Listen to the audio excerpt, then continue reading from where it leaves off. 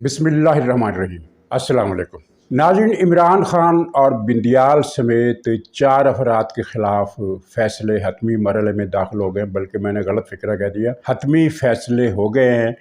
اور عمران خان کے روحانی گرو اور روحانی والد جیمز گولڈ سمتھ نے بھی آنے والے خطرے کی بو سونگھ لی ہے اور وہ متحرک ہو گیا ہے۔ یہ کیا فیصلے ہوئے ہیں؟ لیکن اس سے پہلے ناظرین، یہ جو وال آف شیم کا سائیکل چلا ہے، اس کے بارے میں کچھ بات ہو جائے۔ پنڈی اور بعض دوسرے شہروں میں بہت سارے مقامات پر یہ بڑے بڑے بل بورڈ نصب کیے گئے ہیں، جن پر عمران خان کی اور ان کے 20-25 ساتھیوں کی تصویریں لگا کر اوپر لکھا گیا ہے یوم مذمت غدار وطن، یعنی عمران خان غدار وطن ہے اور یہ اس کے ساتھی غدار ہیں۔ اور طرفہ تماشا یہ ہوا ہے کہ یہ بورڈ صرف لوگ دیکھ نہیں رہے، بلکہ جو بھی آتا جاتا ہے وہ ان پر جوتے برساتا ہے، بلکہ کئیوں نے تو کیچڑ بھی برسایا ہے۔ یہ بورڈ کس نے لگائے؟ حکومت نے لگائے، کسی ادارے نے لگائے یا کسی پرائیویٹ تنظیم نے لگائے؟ یہ بحث بعد کی ہے۔ اصل بحث یہ ہے کہ یہ اس طرح کی رسوائی کسی اور لیڈر کے حصے میں نہیں آئی جو کہ عمران خان نے کمائی ہے۔ اور اس کا سبب کیا ہو سکتا ہے؟ کچھ لوگوں کا یہ کہنا ہے کہ دراصل عمران خان کے دیگر جو جرائم ہیں ان پر تو اسے سزا ملنی ہے، اور وہ دیگر جرائم بھی بے شمار ہیں، لیکن جو اس نے توہین رسالت کا ارتکاب کیا اور ایک مرتبہ نہیں کیا، اس نے کوئی 50 مرتبہ یہ مسلمانوں کی ریڈ لائن توڑی، اور خاص طور پر مسجد نبوی میں، حرم نبی میں جا کر اس کے گنڈوں نے جس طرح اس نے عمران خان نے پلاننگ کی اور شیخ رشید نے پلاننگ کی، اور اس کا جو وبال ہے وہ اس پر کسی اور طریقے سے نازل ہوگا۔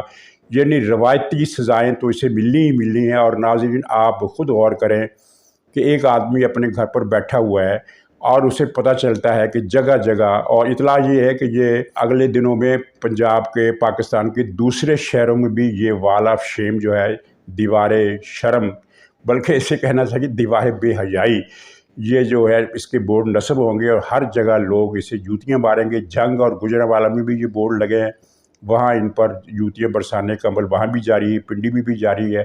ایک آدمی گھر پر بیٹھا ہوا ہے اور اسے پتہ چلتا ہے کہ اس کی تصویروں پر لوگ جوتے برسا رہے ہیں، اور کسی ایک جگہ پر نہیں بلکہ بہت سارے مقامات پر جوتے برسا رہے ہیں۔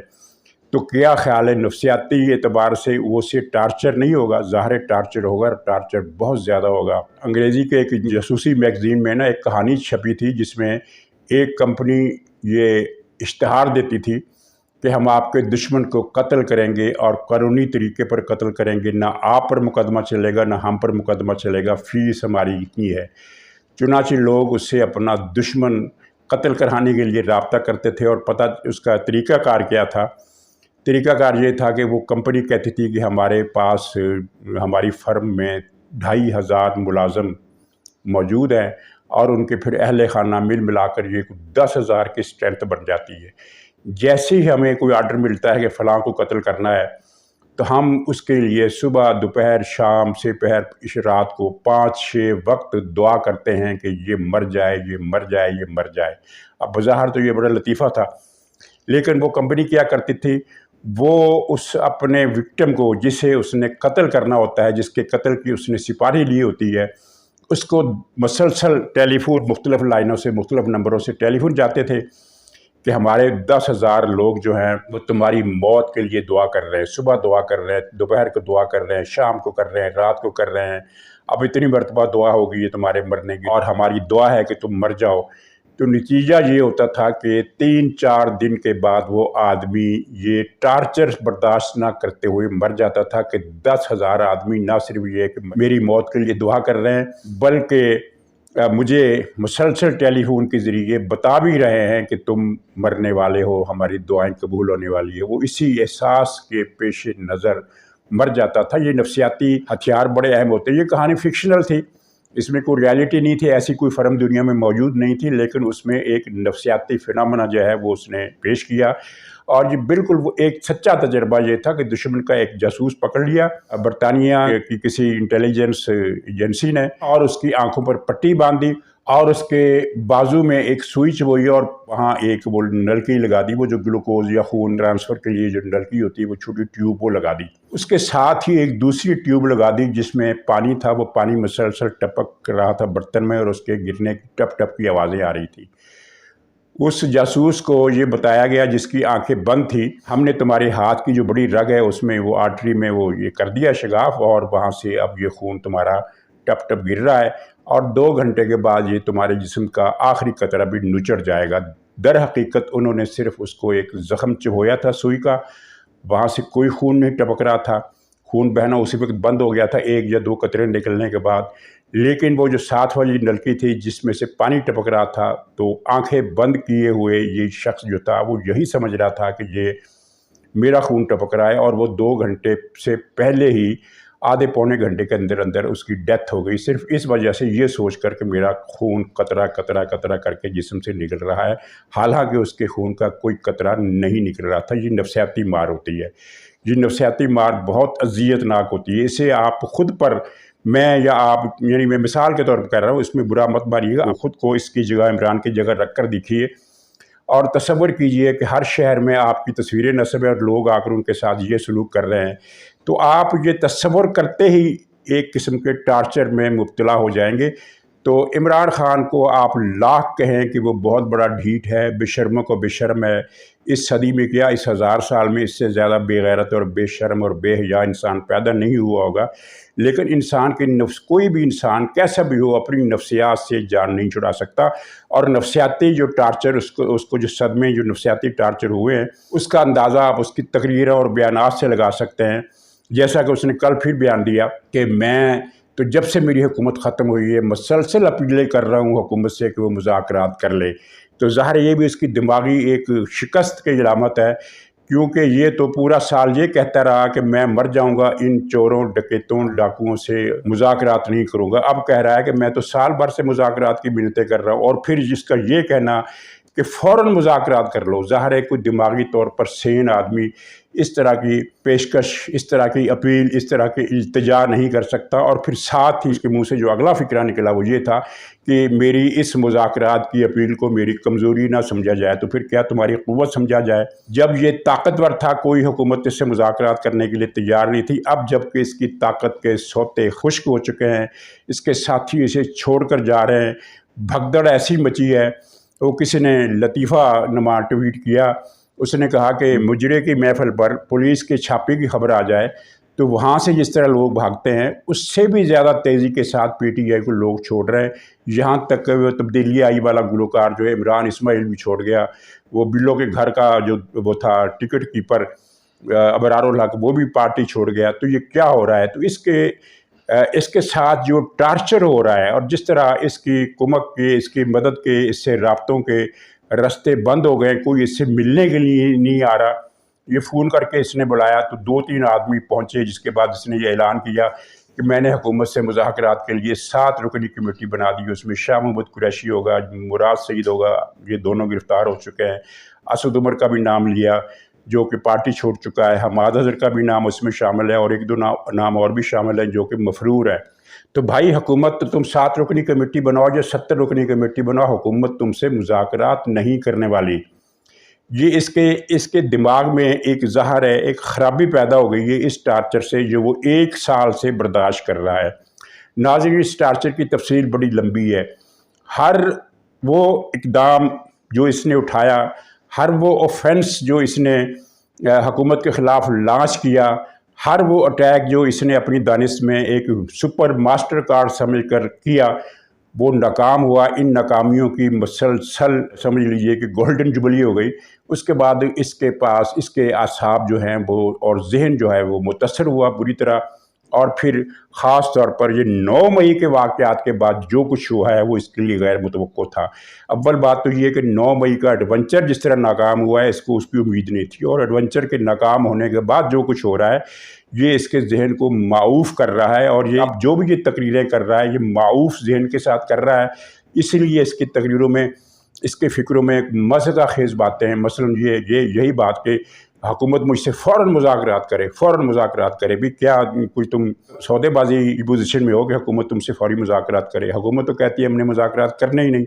और इसके साथ जो होने वाला है, अब अल्लाह जानता है कि इसको पूरी तरह इल्म है या नहीं। ये मेरा ख्याल है, क्योंकि लंदन में बैठे हुए इसके रूहानी वालिद जेम्स गोल्डस्मिथ को भिनक पड़ गई। ये भिनक नहीं पड़ी, उसको पूरी तरह अंदाज़ा हो गया, पूरी तरह इल्म हो गया कि इसके साथ क्या होने वाला है। चुनांचे वो हरकत में आया। उसने बरतानिया की हुक्मरान जमात और जो अरकानी पार्लियामेंट है उनके साथ इसने पिछले 2 दिन से ये मुसलसल राब्ते कर रहा है। और राब्तों का नुक्ता सिर्फ यही है, ये नहीं है कि इमरान खान को हुकूमत में लाओ या इमरान खान को इलेक्शन लेकर दो, नहीं। मिन्नत तरले से उसका सारा एडवेंचर ये है कि इमरान खान की जान बचाओ, इसको पाकिस्तान की हुकूमत और इस्टेब्लिशमेंट पर दबाव डाला जाए, उससे अपीलें की जाएँ, मिन्नतें की जाएँ कि वो इसको बरतानिया आने की इजाज़त दे। नाज़रीन, इस गोल्डस्मिथ की इस कैंपेन के साथ ही आपको ये अंदाज़ा हो गया होगा कि ये जो उसने फेक इम्प्रेशन दिया था अपनी पार्टी के कुछ लोगों के ज़रिए और सोशल मीडिया के ज़रिए कि हुकूमत इसे कह रही है कि बरतानिया चले जाओ, अमेरिका चले जाओ, वरना जेल चले जाओ। तो अब ये वाज़े हो गया कि हुकूमत नहीं कह रही, बल्कि ये इसकी अपनी एक कोशिश है कि किसी तरीके से, अब ये कहेगा, फ़र्ज़ कीजिए कि गोल्डस्मिथ की कोशिश कामयाब हो जाती है, तो ये कहेगा कि मैं तो बिल्कुल नहीं जाना चाहता था, लेकिन ये वो ज़ाहिर है मेरे जो बही खां हैं बरतानिया में, उन्होंने कुछ दबाव डालकर मुझे निकलवा दिया पाकिस्तान से, तो उस जुल्म के पंजे से मैं छूट आया हूँ। लेकिन ये इसे कहने का मौका नहीं मिलेगा। नाज़रीन, कुछ अफराद के बारे में जो फ़ैसले हुए उनमें सर फहरिस्त इमरान खान है। बाकी 3 नाम मैं बाद में बताता हूँ। इमरान खान के बारे में इदारों को, ये मैं आपको ख़बर दे रहा हूँ कि इदारों को एक यानी दस्तावेज़ सबूत कहना चाहिए या पक्की गवाही कहना चाहिए, यानी हर किस्म के सबूत मिल गए हैं। ये कल भी खबर आ गई थी और वो सबूत फुल प्रूफ है कि 9 मई की बगावत में इमरान खान मुलव्वस था। मुलव्वस नहीं था बल्कि इमरान खान मास्टरमाइंड था, ये उनको सबूत मिल गया। और उनको इस बारे में जो सुल्तानी गवाह चाहिए थे वो भी मिल गए हैं।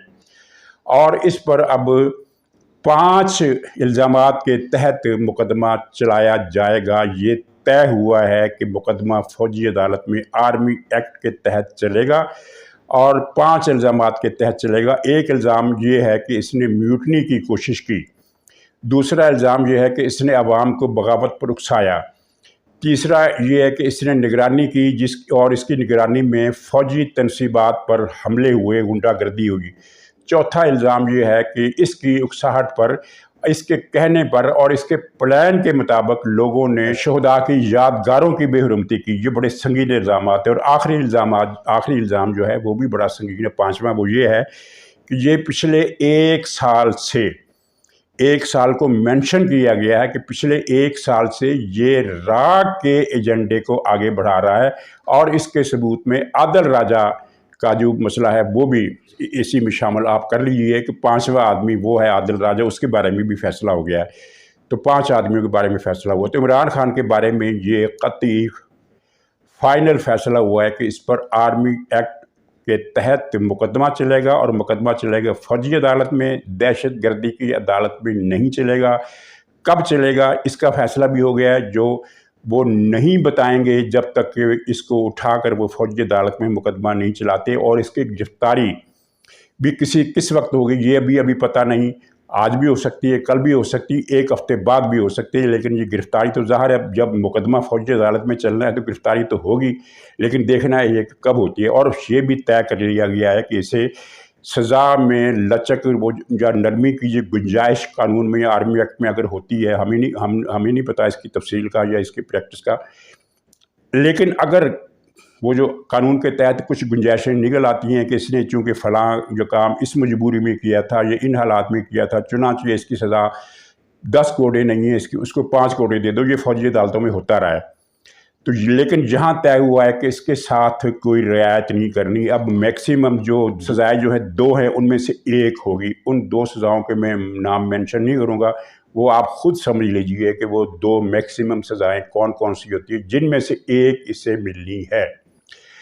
अच्छा नाज़रीन, दूसरी शख्सियत है हसन नियाज़ी, जो इमरान खान का भांजा है और एक बहुत नेक नाम, मुहिब्बे वतन, पढ़े लिखे, सुलझे हुए, कल्चर्ड, दयानतदार, ईमानदार, माहिर तालीम हाफिज़ुल्लाह नियाज़ी, जो हमारे फील्ड से भी ताल्लुक़ रखते हैं, सहाफ़ी होने के नाते, कालम नवीस होने के नाते, लेकिन बुनियादी तौर पर वो तालीमी दानश्वर है और माहिर तालीम है, उनके साहबजादे जिनके अंजाम पर उन्हें भी अफसोस होगा, उस पर भी फ़ौजी अदालत में मुकदमा चलेगा। और तीसरा, वो जो मैं पहले ही आपसे अर्ज़ कर चुका हूँ कि वो chief justice Punjab high court का दहशतगर्द दामाद अली अफजल शाही, उस पर भी मुकदमा फ़ौजी अदालत में चलेगा। अच्छा, पाँचवें आदमी का जिक्र बाद में आया, इसको भी मैं कर दूं कि आदर राजा के बारे में भी फैसला हुआ है कि इसे अब पाकिस्तान लाने का बंदोबस्त किया जाएगा। इसका यूट्यूब चैनल बंद करवाया जा चुका है, जिसकी वजह से वो इसका जो साथी है रा का एक और बदनाम एजेंट और नहायत ही गलीज़ आदमी हैदर मेहदी, वो खूब चीखमदार उसने मचा रखी है कि इसका यूट्यूब चैनल क्यों बंद हो गया। तो मसला यूट्यूब चैनल के बंदिश से आगे जाएगा और इसको पाकिस्तान लाया जाएगा। किस तरह लाया जाएगा ये मैं नहीं जानता, और मेरे ख्याल में ज़्यादातर लोग नहीं समझ सकते कि वो उसको कैसे लाया जाएगा, क्योंकि वो तो बरतानिया में मुकीम है और कौन से कानून के तहत बरतानिया से कहा जाएगा कि उसे लाया जाए। लेकिन ज़ाहिर है कि अगर ये फैसला हुआ है तो ऐसा मवाद इन्होंने तैयार कर लिया होगा जिससे दिखाकर बरतानिया की हुकूमत को कन्विंस कर लिया जाएगा। इन्हें उम्मीद है कि वो इसके बाद बरतानिया की हुकूमत उसे बरतानिया से निकाल देगी और हमारे हवाले कर देगी। ये इस तरह की इतलात है। नाज़रीन, आखिरी आदमी बहुत अहम है, वो है बिंदियाल। बिंदियाल के बारे में ये तकरीबन इस नतीजे पर पहुंच चुके हैं कि इसने सारी रेड लाइनें क्रॉस कर दी हैं। इसने आइन और कानून का मजाक उड़ाना अपना वतीरा बना लिया है। ख़ास तौर पर बिंदियाल की जो पोजीशन अगर अखलाकी कुछ थी तो वो बिंदियाल ने कल खुद ही उसकी धज्जियाँ उड़ा दी, उसके पुर्जे उड़ा दिए, जब उसने कहा कि अपनी सास पर मैं मुकदमा तो नहीं चलने दूंगा। एक विलाग भी आया है, मेरे ख्याल में असदूर साहब का है, कि मेरी सास मेरी अदालत, इस तरह की बात। और मरीम नवाज साहबा का जो बयान है वो आपने पढ़ लिया, कि उसमें कहा है कि ये बिंदियाल जो है मुसलसल आइन और कानून का मजाक उड़ा रहा है और वो ऑडियो लीक्स के कमीशन को कार्रवाई से रोक कर इसने ये साबित कर दिया है कि ये चोर है। ये मरीम नवाज साहबा के बयान का खुलासा है। और ज़ाहिर है कि इस ऑडियो लीक्स की कमीशन की कार्रवाई को रोक कर बिंदियाल ने चोर की दाढ़ी में तिनके वाला मुहावरा जो है वो सही मानों में दुरुस्त साबित कर दिया और अपने ऊपर चस्पा कर लिया कि अगर ये चोर नहीं है या अगर इसकी सास चोर नहीं है, मुजरिम नहीं है, तो फिर इसने अदालती कमीशन किस कानून के तहत रोका। इसकी दलीलें आप मजाकिया तौर पर देखें।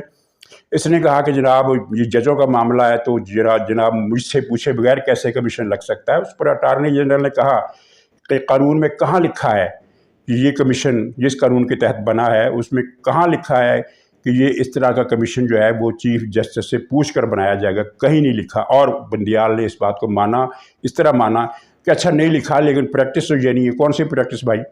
इस तरह का कमीशन कब बना है? इससे पहली मरतबा बन रहा है और कानून के मुताबिक बन रहा है, कानून के बिल्कुल 100% मुताबिक बन रहा है। कहीं भी हुकूमत ने इस कानून की मनमानी तशरीह नहीं की है या उसके माने निकालने की कोशिश नहीं की है कि इस शिक का ये माना है, इस शिक का ये माना, लिहाजा हम ये कमीशन बना रहे हैं, बल्कि वो सीधा साधा कानून जो है उसके मुताबिक कमीशन बनाया है और इसने इसे रोक दिया है। तो इसने अपनी ये जो पोजीशन, अखलाकी पोजीशन का अगर कोई रमक बाकी रह गई थी, इसके बाद ख़त्म कर दी है। तो ये भी तय हो गया कि ये शख्स जो है, यानी ये सैचुरेशन पॉइंट एक होता है जिसके बाद मज़ीद की गुंजाइश नहीं होती, और ये तो इसने तो सैचुरेशन पॉइंट से भी मर्तबान को ज़्यादा भर दिया है। मर्तबान छलक उठा है और पानी जो है वो नीचे बह रहा है।